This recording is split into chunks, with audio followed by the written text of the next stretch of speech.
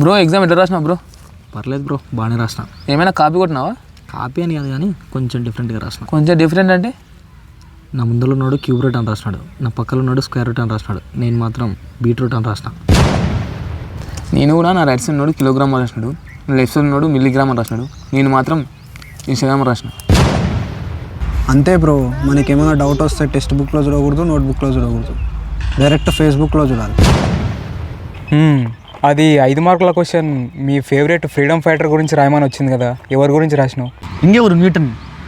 Newton fights అంటే నాకు చాలా ఇష్టం బ్రో. ఆయన 3 సినిమాలు తీశాడు, న్యూటన్ ఫస్ట్ లా, సెకండ్ లా, థర్డ్ లా అని. అందులో ఫైట్స్ మస్తు ఉంటాయి బ్రో. బ్రో మనకి ఎంత నాలెడ్జ్ ఉందనేది 10th క్లాస్ మార్కులతో తెలుస్తుంది. అవును బ్రో, నాకు 9.3, మరి నీకు 9.5. వేస్ట్ బ్రో, చదివితే ఎవరికైనా వస్తాయి మార్కులు. అది కాదు, మనకి ఎంత నాలెడ్జ్ ఉందనేది గవర్నమెంట్ జాబ్ వస్తే తెలుస్తుంది. నేను ఆల్రెడీ ప్రిపేర్ అవుతున్నా, మరి నువ్వు? 2 సార్లు యూపీఎస్సీ మెయిన్స్ క్లియర్ చేసిన, ఇంటర్వ్యూలో పోయింది. అంతేనా? Waste bro. మనము గవర్నమెంట్ కింద పనిచేయడం కాదు, మనకంటూ సొంతంగా టాలెంట్ ఉండాలి. నాకు ఇన్స్టాగ్రామ్లో 1K ఫాలోవర్స్ ఉన్నారు, మరి నీకు? నాకు 100K ఫాలోవర్స్. నీకు ఇన్స్టాగ్రామ్ అంటే కూడా తెలిసి ఉండదు బ్రో.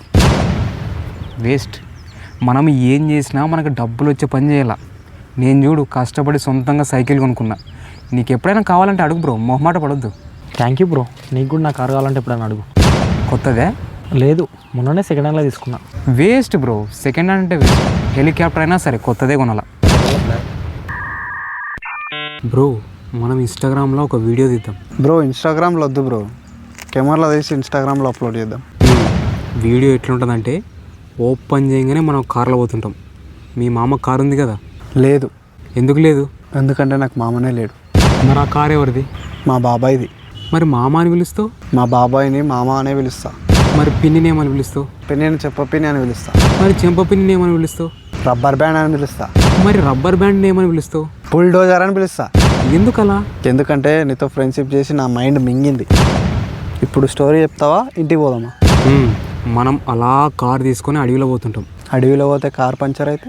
అడవి అంటే రియల్గా అడవి కాదు బ్రో, మనం గ్రాఫిక్స్లో ఎడిట్ చేద్దాం. మరి అలాంటప్పుడు కార్ని కూడా గ్రాఫిక్స్లో ఎడిట్ చేయి. కార్ని కూడా గ్రాఫిక్స్లో పెడితే ఎవరు చూడరు బ్రో. నువ్వు రియల్గా పెట్టినా ఎవరు చూడరు.